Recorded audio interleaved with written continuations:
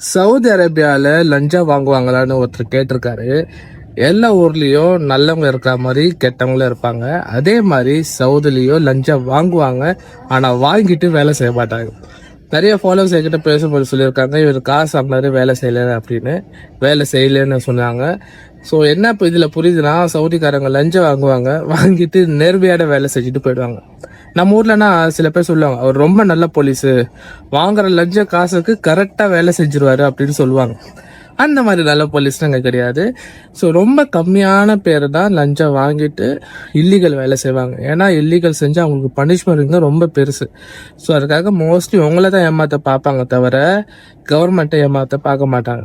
So லஞ்சம் கொடுத்தீங்கன்னா கண்டிப்பாக நீங்கள் ஏமாற ரொம்ப சான்சஸ் இருக்குது. லஞ்சமும் கொடுக்காதீங்க, ஓகேங்களா? இது ஒரு அவேர்னஸ் வீடியோ தான். ஸோ அதை தப்புனா பண்ணி மாட்டிக்காதீங்க.